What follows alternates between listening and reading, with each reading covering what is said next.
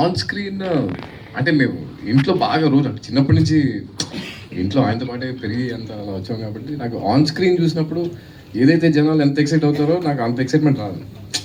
రోజు చూస్తూ ఉంటాం కదా, రోజు మాట్లాడుతూ ఉంటాం, ఇంట్లో కూడా అలాగే ఉంటుంది. సో సరదాగానే ఉంటాం కదా. సో ఏదో కొన్ని పర్టికులర్ సీన్స్ మాత్రం నిజంగా అది మాత్రం పిచ్చిగా చేస్తాం స్క్రీన్ మీద.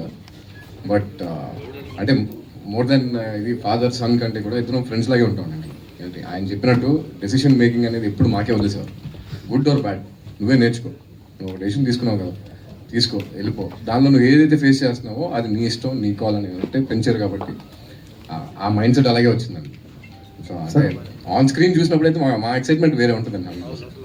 Good sir, thank you sir. Hi sir. So thank you so much. వాళ్ళ వైఫ్ చనిపోయినప్పుడు చితి దగ్గర ఏడుస్తారు, ఒక సీన్ ఉంటుంది. దానికి ముందు రోజు ఆయన మీ కిందకి లంచ్కి వెళ్తే కిందకి డైనింగ్ టేబుల్ దగ్గర భోజనానికి రాలా. నేను అమ్మని అడిగా, అమ్మ ఏంటి ఇంకా రాలేదంటే, ఏమో వాళ్ళు తిన్నంటున్నారు, ఇంటి ఒకసారి వెళ్ళి మాట్లాడంటే నేను వెళ్ళి ఏంటన్నదా భోజనం చేద్దాం లంచ్ కంటే, రేపు పొద్దున్న సీన్కి నేను కొంచెం వీక్గా కనిపించాలి రా, నేను అందుకోసం వాళ్ళంతా తినకుండా ఉన్నాం అనుకుంటున్నా, రేపు పొద్దున్న నా ఫేస్లో కనిపిస్తే సీన్కి ఇంకా ఎలివేట్ అవుతున్నా అంటే ఈ ఏజ్లో ఆయన ఇంకా అంటే నేను అనేది అంత ఆయన చేయని ఏం లేదు, ఆయన ప్రూవ్ చేసుకోవాల్సిన అవసరం లేదు, అన్నీ చేస్తారు ఆయన.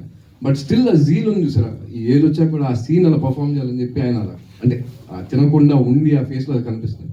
అలాంటిది అంటే నాకు as an actor, growing up actor కదా, నాకు ఎంత ఇన్స్పైరింగ్ ఉంటాయండి. సో యాజ్ అ పర్సన్ కానీ యాజ్ అన్ యాక్టర్ కానీ I think I'm very very blessed to have him as my father.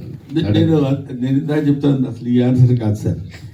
అవునండి, అవును, ఇద్దరు కలిసి సార్ ఎంతవరకు వచ్చింది ఆ ప్రాజెక్ట్, ఎంతవరకు వచ్చింది? అది ఆల్రెడీ ఒక 45 days షూట్ అయిపోయిందండి. ఈ 24th నుంచి మళ్ళీ ఆ షూట్ కంటిన్యూ చేసేస్తాం. ఇప్పటి నుంచి ఇంకా గ్యాప్ ఇవ్వకుండా. అదే అండి, అందరూ అదే అంటున్నారు, తిడుతున్నారు ఇంకా డైరెక్ట్గా, రే చేసావు కదా బాగా చేసావు, నువ్వు చెయ్యి, ఇంకా కంటిన్యూ చేయి, ఆపొద్దు అది అని. రామేశ్వర గారు